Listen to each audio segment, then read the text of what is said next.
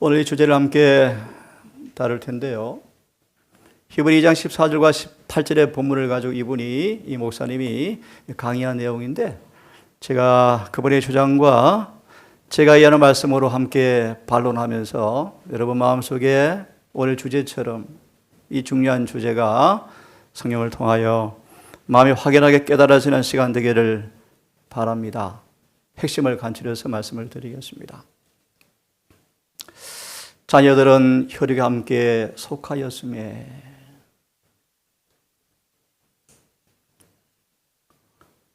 이 설교자는 이 단어와 예수님께서 또한 한 모양으로 혈육에 함께 속하시면 이 함께 속하였음에와 혈육에 함께 속하심을 헬라어를 동원하셔서 미리 말하면 이렇게 풉니다.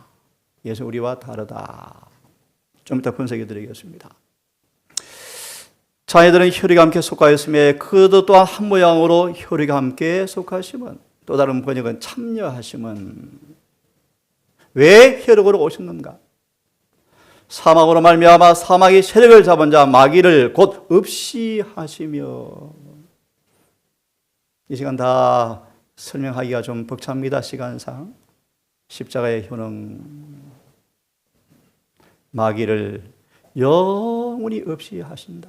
그분의 사망으로. 하나님께서 사망할 수 없잖아요. 인간으로 오셔서 사망을 맛보심으로 그 사망으로 마귀를 없이 하셨다. 또 죽기를 무서워함으로 일생에 매여서 종노릇하는 모든 자들을 놓아주려 하기 위해서 하나님께서 이 땅에 인간으로 오셨다. 정말 놀라운 뉴스죠. 이는 실로 천사들을 붙들어 주려 하심이 아니요, 또 다른 번역은 타락해 본 적이 없는 천사들의 죄 없는 본성으로 오신 것이 아니요, 천사들을 붙들어 주려 하심이 아니요, 타락해 본 적이 없는 죄 없는 순결한 본성을 가진 천사들처럼 오지 아니하시고, 그분은 타락한 아담의 후손 정도도 아니고 한참 지난 아브라함의 본성, 씨를 가지고 오셔서 아브라함의 본성을 가진 그 후손들을 붙들어 주기 위해서 그분은 이 땅에 우리처럼 혈육에 참석하셨다.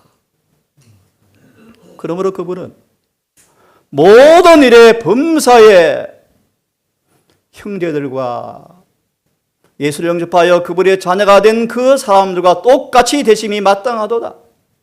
이는 하나님의 일에 자비하고 충성된 대제사장이 되셔서 백성의 죄를 구속하려 하심이라.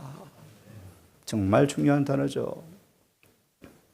자기가 시험을 받아 고난을 당하셨은즉 시험 받는 자들을 능히 도우실 수가 있느니라. 이 구절을 성경 본문으로 설교자 이렇게 주장합니다. 우리는 혈육에 함께 속하였음이라는 단어를 우리는 본질적으로, 태생부터 본질적으로, 씨부터, 종자부터 우리는 죄된 본성으로, 이번 표현은 죄에 감염된 모습으로 예수와 다르게 태어났다. 우리는 본질이 다르다. 또 두 번째, 그도 또한 한 모양으로 함께 속하심이라는 단어를 헬라 본문을 인용해서 이렇게 주장합니다. 하나님의 신 예수님 말씀은 특정 시점에 이 혈육을 취하신 것이다. 이렇게 마무리합니다. 이번은요, 우리는 출신이 다릅니다. 주님과 우리 인생과 다릅니다 하고 결론을 짓고 있습니다. 좀 숭고하지만 이렇게 먼저 답을 드립니다. 성경도 하나님 능력도 모르는구나 라고 저는 말씀드리고 싶어요. 지혜 있어 보이지만 예수께서 계셨더라면 뭐라고 말했을까? 성경도 하나님 능력도 모른다고 책망하셨다고 저는 생각이 들어집니다.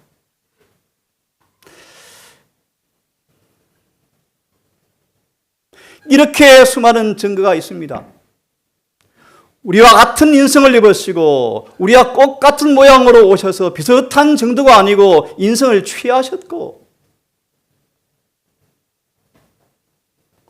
우리와 같은 인생인데 4,000년간 어느 정도 체력적, 정신적, 심지어 도덕적 가치까지 퇴보된 인생을 취해 오셨다.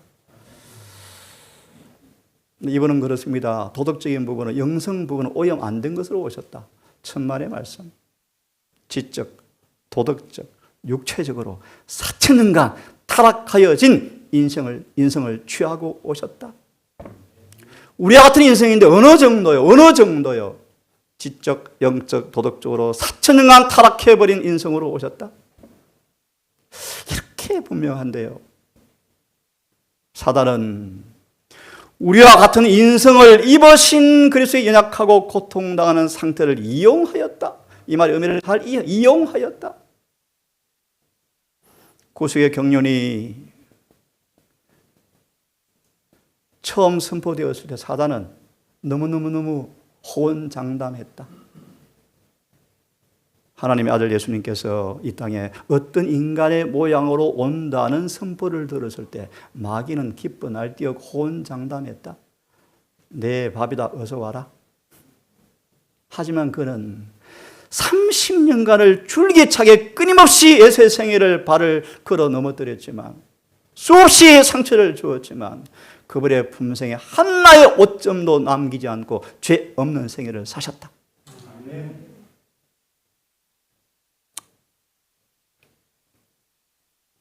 좀 풀이합니다. 히브리서 14절이 어쩌면 너무너무 당연하죠. 하나님은 하나님이시죠. 우리는 출생으로 본질적으로 혈육에 참여하지만 하나님의 신 그 주님께서는 특정한 시점에 성령으로 잉태하셔서 혈육에 참여하셨죠. 그걸 누가 모릅니까, 여러분? 이 말씀은 그런 뜻이 아니라는 것입니다. 본질을 보세요, 본질을. 어떻게 함께 혈육에 속하는가? 어떻게 속했는가? 같은 모양으로, 같은 한 모양, 동일한 모습으로, 즉 유전 법칙의 지배를 그대로 받고 태어나셨다. 하나님이 인간의 몸을 입는 것은 너무너무 당연하죠. 성령으로 잉태되는 길밖에 없죠. 어떻게 하나님께서 인간의 남자를 통해 태어납니까? 하나님께서 마리아의 뱃속에 인간의 몸을 입으시기 위해서 배를 빌리실 때 성령으로 잉태시켰지만, 그 다음 잘 들으셔야 돼요. 잉태된 것이는 저와 여러분처럼 유전 법칙의 지배를 100% 받고 태어난 아브라함의 자손 우리와 같은 성정으로 왔다는 것입니다. 형제들과 같이 되시니 마땅하도다.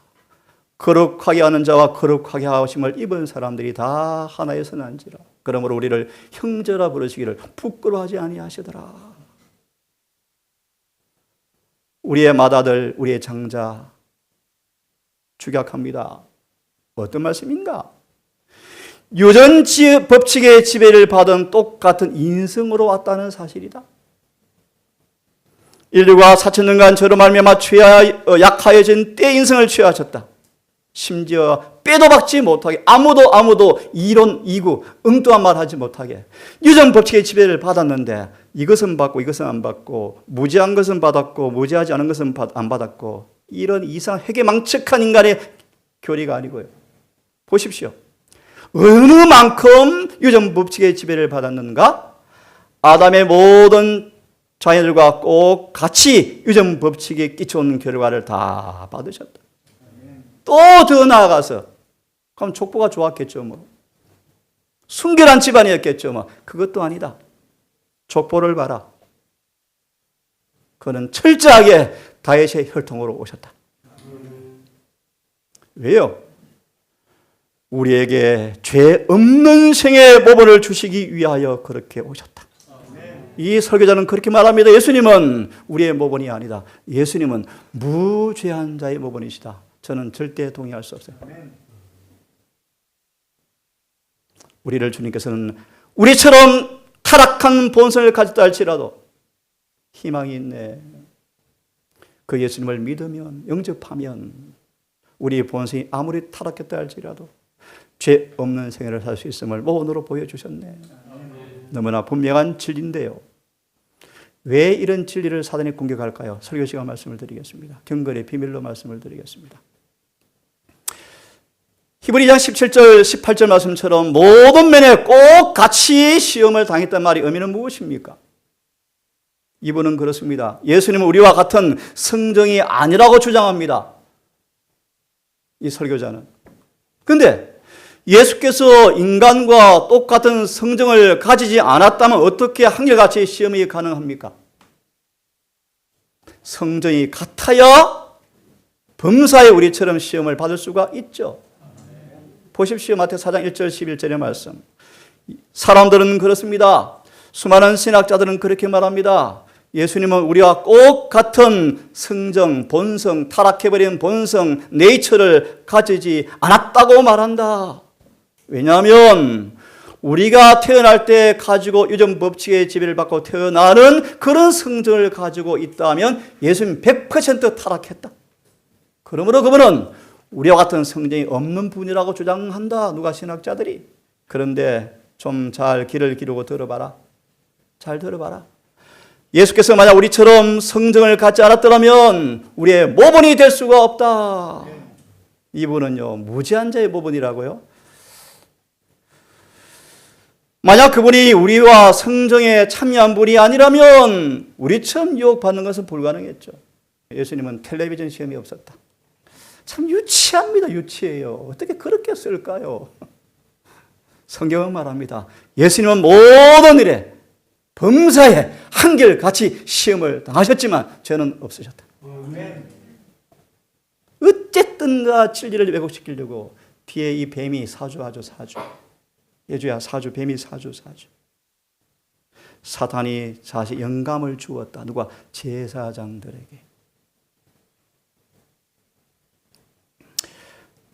예수님 우리와 같은 인간으로 와서 싸우러 왔다는 사실은 참으로 엄숙한 사실이다.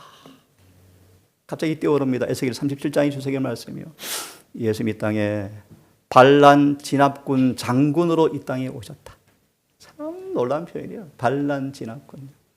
인간이 반란을 일으켜서 반란을 누가 손을 잡았습니까?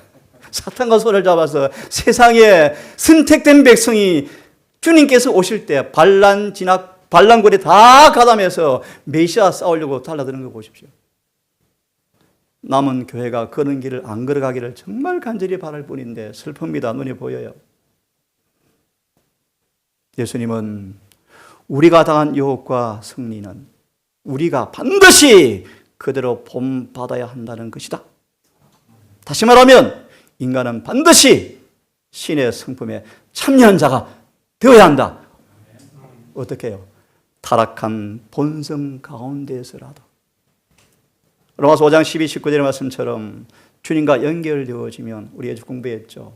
죄와 마귀와 사망은 주님 앞에 깨갱깨한다. 깨갱깨한다. 그분의 십자가는 제한되었던 하늘의 사랑의 물줄기가 무제한으로 퍼부어지는 것이다. 누구든지 십자 앞에 나아가서 진정으로 통해의 공간을 배우기만 한다면 아무도 멸망당할 필요가 없다. 자, 이 말씀의 요점은 그분이 육체를 가지고 오신 출신 성분 시점이 아닙니다, 여러분. 이 본문의 요지는 구속입니다. 구속. 우리의 구속주로 왔다는 것입니다. 구속주. 본질을 호도하지 않았으면 좋겠다. 인생이 어떻게 왔나, 어느 시점에 왔나, 어느 정도 왔나가 문제가 아니고 일단 놔두시고 그분이 한 몸을 지니신 목적은 죄를 없이하러 오셨다. 이것이 본질이요, 본질. 죄를 없애러 왔는데 왜 이런 논리를 펼칠까요? 이것 방해하려고. 사단이 이것 방해하려고. 이거 안 된다는 거예요. 이게 안 된다는 거예요. 진실로 예수를 영접하면 죄는 해결되어져야만 합니다. 여러분 그렇지 않습니까? 그죠? 히브리 10장 5절의 말씀, 4절의 말씀. 염소와 송아지의 피가 저를 없이 하지 못하였거니와 이제 하나님께 나를 위해서 한 몸을 예비하사. 왜 한 몸을 예비했습니까? 죄를 없애시려고. 아멘. 예주 로마 3장 6장 3절 4절 암송하지. 침례를 받음으로 예수 한 몸이 되었을 때 우리를 지배한 죄의 세력은 산산이 부서져 버립니다. 왜냐하면 예수와 함께한 사람에게는, 예수와 한 몸이 된 사람에게는 죄가 있을 것이 없기 때문입니다. 복음 아닙니까 여러분? 2절에 말씀하시죠. 그러므로 죄를 짓지 않고도 살게 주었는데 죄를 지어서야 되겠습니까? 아멘이죠. 그러려고 주님께 이 땅에 오셔서 너 나와 함께 좀 같이 한 몸이 되자. 예수님은 죄를 해결하러 오셨죠. 죄를 없애려 오셨죠. 보세요. 죄를 없애하려고 나타나시바 된 것을 너희는 알지. 죄를 없애하러 온 것을 너희가 안 하니, 여러분 너희가 안 하니라는 말씀 속에서 포함되기를 바랍니다. 우리 예빈이 알지? 죄가 없어지고 있니? 너 알지? 어떻게 아는데요? 그 안에 거해보면 다 알잖아. 그 안에 거해봐. 그 안에 거하면 범죄하지 아니한 걸 너희가 알게 돼. 왜요? 3장 9절, 5장 18절. 그분께서 우리를 지키시고 씨가 우리 안에 거함으로 범죄치 못함이라. 5장 18절. 예수께서 우리를 지키심에 악한 마귀가 시험은 주지만, 괴롭힘은 주지만 죄를 짓게 할 수가 없느니라. 하나님께로 나신 자가 우리를 지키심에 악한 자가 만지지를 못하리라. 그러면 여러분 아무도 속지 말라. 이 땅에 몸으로 오신 것은 타락 전후 그거 일단 놔두고, 시점도 놔두고, 그 이 땅에 몸으로 오신 것은 죄를 없애러 온 걸 너희가 아니? 본질을 호도하지 말자. 그를 안 오라 그러면서 로마서 7장 14, 24 기가 막히게 신학자들이 더럽히는 성경 구절이에요. 기가 막히게 더럽히는 구절이에요. 실물교훈 예주 어디 챕터였더라? 탕자. 소망 어디 챕터였더라? 공부하다는 표현? 베데스다? 그지? 산의 베데스다. 또 어디였더라? 정례계단 회계장 3장. 명백해요. 로마서 7장은 율법을 안오라 하고 하나님을 안오라 하지만 그 속에 성령이 없고 예수가 없고 끝나지 아니하고 육신에 속한 사람들의 노예로 팔려가는 탄식이 7장인데 그 성경을 너무 더럽히니까 그 달콤한 사탕에 온 교회가 쏘가 넘어가고 있어요. 예수님은 죄를 없애러 오셨어요. 죄를 지는 사람 마귀의 종이요. 요한 8장 44절. 너희가 나를 믿는다 그러느냐? 나를 믿니? 31절 2절. 내 말을 순종하여 자유케 되어지지 아니하면 마귀 백성이야. 44절. 너희 아비는 마귀잖아. 예수님은 그런 분이셔요. 그 사랑에 철철 넘치는 그분께서 우리 예빈이 보고 미안 너 마귀야 이렇게 하면 어떡할까? 그들이 싸워버렸어. 싸움 걸어왔어. 이 요셉의 아들아 우리를 누군데 함부로 대하면서 막 달라들었어. 왜 예수께서 이 땅에 인간으로 오셨습니까? 마귀 일을 멸하러 오셨다. 다시 말해 왜 사단이 예수 인성을 자꾸 이렇게 다르게 만들까? 이거 못하게 방해하고 이 믿음을 활용하지 못하게 하고 그래서 자기와 같이 영원히 죽게 하려고 마귀가 자기 부하들을 교회에 엄청 취직을 많이 시켜서 교인들을 자기 편 만들려고 그렇게 하고 있대요.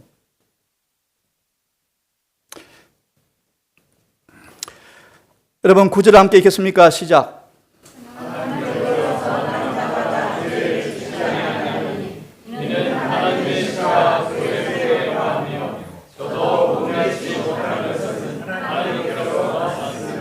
살아있는 말씀에 변화시키는 경험을 실제로 한다면 사람들은 성경을 문자 그대로 소개할 수 있을 것이다. 요즘 책은 이 구절은 문자 그대로 풀면 안 된다. 이 구절을 문자 그대로 해석하지 않습니다. 요즘 신학자들이. 어떻게 해석하는가? 헬라어를 또 동원합니다. 헬라어를. 왜 그리 말씀을 더럽힐까? 생략합니다. 이 말씀 문자 그대로입니다. 하나님께로 난 사람들은 범죄하지 아니하며 왜요? 그분의 씨가 그하며 저도 범죄치 못하는 것은 하나님께로부터 났습니다. 이러므로 누가 그분의 백성인지 그분의 자녀인지 밝히 드러나 버린다. 성경은 편협되게 한 구절만 보지 말고 이어지는 구절을 보면 너무 자명합니다. 너무 당연하죠. 우리는 구주가 필요한 죄인들이에요. 하늘이 무너져도 우리는 이 사실을 바꿀 수가 없고 우리 모두는 죄인들이에요. 이 땅에 태어난 모든 사람은 죄를 지었고 전부 죄인이요. 아이들도 구주가 필요한 죄인들이요. 예, 우리는 죄인이죠. 우리의 구주를 통하여 죄로부터 구속의 길이 열렸습니다. 그러기 위해서 이 땅 인간으로 오셨죠. 그러므로 잘 들으십시오. 구속은 제가 너무너무 좋아하는 말씀입니다. 우리를 구속하기 위해서 이 땅에 한 몸으로 오셨죠. 한 몸으로. 구속은 율법을 더 이상 범하지 않는다는 것과 모든 죄로부터 자유케 되었음을 의미한다. 그래서 이 구속이 완성되어지 이마에 뭐가 찍혀요? 구속의 표가 찍히는 거예요. 에스겔 9장 끝절 초기 문제 보시면 그들은 더 이상 세상에 불순물에 오염되지 않고 순기 더럽히지 않고 7장을 통과하고 야곱 환란을 통과하고 살아서 예수를 만나게 될 거예요. 구속은 율법을 더 이상 범하지 않는다는 것과 그래서 언약 앞에서 인을 치는 거예요. 너 이제 확실하다. 인 치는 거예요. 모든 죄로부터 자유케 되었다. 더 나아가서 진짜로 죄가 구속되었으므로 다시는 죄를 위해서 제사 드릴 것도 없을 정도로 깨끗해졌구나. 마치 한 번도 죄를 지지 않았던 것처럼 우리를 만들어 주시겠다. 아멘. 아멘이요? 구속의 경륜이 완성되어지면 다시는 죄가 나타나지 않을 것입니다. 영원히 나타나지 않을 것입니다. 여러분 그 본향 그 하늘나라 가야 되죠. 여러분 죄의 빚 영원한 둘째 사망이에요. 주님께서 이 보채를 갚아주셨어요. 한 번도 죄를 안 지은 것처럼 죄의 채무를 다 갚아주기 위해서 우리와 동일한 조건으로 오셔서 동일한 시험에 똑같이 부딪혀서 한 번도 죄를 지은 빚을 지지 아니하심으로 우리에게 채무를 다 갚아주시는 분이 되셨대요. 예를 듭시다. 우리가 넘어져서 시험당해 넘어진 그 죄 예수께서 내가 그거 당해봤거든. 이겼거든. 내가 그의 죄를 위해서 내 대속이 되었거든. 내가 이 의를 줄 거야. 마귀가 하자 있어 없어? 없지. 주님은 우리가 모든 시험 당하여 넘어진 모든 시험에 직접 참여하셔서 승리하심으로 채무를 다 변제해 놓으셨대. 다시 말해 우리가 모든 시험을 당할 때 주를 앙망하면 시험에서 우리를 건져내시겠대요. 이게 구속주예요. 이리 하기 위해서 몸으로 오신 거예요. 주님께서요. 이 본질을 놔두고 여러분 참 성경도 능력도 모르시는 분들이에요. 범죄는 인간 율법에 대한 채무자가 되게 하셨으며 주님은 당신의 고난을 통해서 채무를 친히 갚고 계셨다. 30년 동안 혈혈단신으로 홀로 포도즙처를 밟으시면서 채무를 갚고 계셨는데 유대인들이 알 길이 없죠. 여러분 그랬던 한마디 말도 율법은 죄라고 규정하고 채무를 변제를 요구합니다.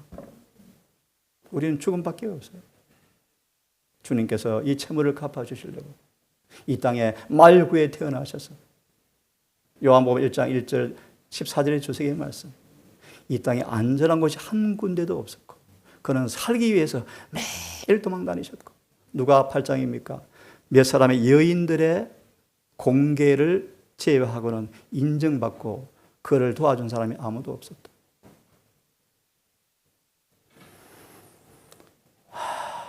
여러분 우리가 용서를 받고 회개하고 순종을 조건으로 간합받고 그분의 품성이 입혀지고 증가되어지고 우리를 율법을 지키는 노력에 성령으로 응답하셔서 드디어 우리의 삶 속에 예수 몸 안에 이루어진 복음을 이루어주는 것 이 구속주가 되기 위해서 예수께서 이 땅에 인간의 몸으로 왔다는 사실은 너무나 분명한 진리입니다. 성육신의 본질은 타락 전에 아담의 상태로 회복하는 것입니다. 에베소 5장 27절의 말씀인데 타락 전에 아담이 살았던 죄 없는 품성의 상태까지 이르게 하는 것이 성육신의 목적이에요. 기가 막힌 얘기죠. 여러분 예주 하는 말 원장님 로마서 공부하고 나니까 표준이 높아요. 예, 그분의 의의 표준은 높습니다. 이것이 셋째 천사의 기별이에요. 이 재능계의 존재는 셋째 천사의 기별을 전하는 곳이지 예수 믿으세요라는 교회가 아닙니다, 여러분. 예수 안 믿는 교회에 가서 교회 세우는 교회가 아닙니다, 여러분. 사대교회를 통하여 빌라델비아 시대를 통하여 뿌린 씨를 추수해서 끝내기 위해 세운 교회예요. 저는 장로교에서 개신했죠. 장로교회에서. 응나상원도 개종했네요. 이 목사님도 종교개혁자들이에요. 많이 미흡하지만요. 이제 간득히 온 동방 박사가 되어서 기대로 왔는데 재림의 꿈도 없고 땅만 보고 사는데 어떡합니까? 한번 크게 같이 읽어봅시다. 시작. 예수 그리스도는 그의 속죄 즉 하나님과 하나 되게 하는 사건이다. 예수 그리스도를 믿음으로 우리의 모든 조항을 다 순종하는 일은 가능한 일이다. 아멘. 이런 일에 구속주와 모범자가 되기 위해서 우리 몸으로 왔다는 것입니다, 여러분. 우리 몸으로. 즉 계명과 일치되는 것. 품성죄현. 우리 삼수율법이 그대로 이루어지는 것. 그 일을 위해서 하나님께 인간으로 왔다는 것인데. 생각하고 마무리해야 될 것 같네요. 이 구절은 또 이분이 주장하시는데 죄 있는 육신의 모양이라는 단어를 죄 있는 데 방점을 찍는가 모양에 방점을 찍는가라고 논쟁한다. 이 설교자는 이 모양의 방점을 자기는 찍고 있다. 그래서 이렇게 말합니다. 이분은 예수는 죄성이 없다. 자신은 모양의 방점을 찍고 있다. 인용하는 성경 구절이요. 우리는 마음 자체가 이미 죄가 마음에서 죄가 나온다. 예수께서 마리아 발을 씻길 때 간음의 시험을 받았을까? 신성모독이다. 이런 표현을 씁니다. 왜 이런 논리를 펼치는가? 예수의 인생, 우리 인생이 뭐하다는 것입니까? 본질적으로 다르다는 걸 강조하려고 애를 씁니다. 이분이. 근데 이미 답이 나왔는데 예수는 죄를 알지 못한 분이셨죠. 죄가 되셨죠. 하지만 그분은 죄 있는 본성으로 왔는데요. 오늘 여기까지만 하고 마무리하고 뒤에 보기 중요한 것이 있지만 설교 때문에 시간이 되었습니다. 예수님은 어느 정도로 죄 있는 모양으로 오셨는가? 그냥 모양인가 모양? 그 흉내만 내고 오셨는가? 속을 바라보니까 우리와 다르네. 그런 분은 오셨는가? 그런 모양이 절대 아니에요, 여러분. 빌립보 2장 5절부터 7절에 나온 단어와 똑같은 단어를 쓰시는데 생략하고 본문으로 말씀드리고 마치겠습니다. 성정이, 본성이, 속성이 다르면 우리처럼 시험이 가능할까? 들어보세요. 사람이 배고프다, 피곤하다, 자겠다. 죄는 아니지만 그런 연약함을 받은 몸이지 화가 날라 그러네, 짜증이 날라 그러지, 신경질이 날라 그러지, 저 통닭 먹고 싶다, 왜 화가 나지? 이런 죄된 약성은 안 받고 태어났다라고 주장하시는데 그런가 보세요. 사람이 그릇된 행동을 하도록 강력하게 영향을 받을 때 그렇습니까 여러분? 배고파서 먹는 정도입니까 여러분? 멸시와 천대와 모멸과 능력을 그도 느끼지 못한 것은 아니었다. 다 느끼셨죠. 왜 느낍니까? 성적이 같으니까 느끼죠. 시험이 안 되면 시험이 의미가 없죠. 사람이 그릇된 행동을 하도록 강력하게 영향을 받을 때 하나님의 능력을 굳게 붙들고 믿음으로 그것을 저지할 수 있다는 것을 알고 저항하면 시험이 저지가 되어지는데 이것이 예수께서 통과하신 시험이었다. 오늘 여기까지 하겠습니다. 여러분, 저는 정말 믿습니다. 주님은 죄가 한 번도 짓지 않은 분이셨죠. 당연하죠. 말도 안 되는 얘기죠. 하지만 더 믿습니다. 우리를 철저하게 완전하게 죄에서 구원하는 분이십니다. 그분을 믿으시고 여러분 구원받기를 간절히 바랍니다. 그분과 하나가 되어 보시면 오늘 상원이는 간증처럼 또 찬양처럼 시편 63편의 말씀처럼 인자의 살과 피를 먹고 마시는 경지 어떻게 도달하는가? 문을 두드리실 때 문을 열면 내가 너에게 들어가서 너는 나로 더불어 먹고 그는 나와 더불어 먹고 마시는 경지가 뭔가? 한마디로 말합니다. 그분 무한한 사랑이 내 속에 성령으로 끊임없이 밀려와서 자아가 깨어지고 마음이 녹아지면 드디어 우리는 인자의 살과 피를 먹고 마시는 경지에 가게 되어진다. 그때 우리는 사랑 안에서 쉼, 이게 히브리 4장이에요. 안식, 쉼. 인간의 모든 일이 그쳐지고 진짜로 그분께 복종되어질 때 성령께서 나를 지배하시면 쉼이 오죠, 쉼이. 예를 듭시다. 아무리 밖에 시험이 온다 할지라도 요동하지 않습니다. 마음이 평안하죠, 평안. 이 쉼이 안식. 이것이 안식일의 개념에 들어있는 복음의 진수예요. 여러분, 오늘도 인간의 일이 맞춰지고 쉬고 성령께서 우리 안에 역사하시는 그 거룩한 일들을 통하여 우리 안에 안식의 평안이 있기를 바라면서 앞으로 10분만 쉬었다가 설교예배 드리겠습니다. 묵상으로 마치겠습니다.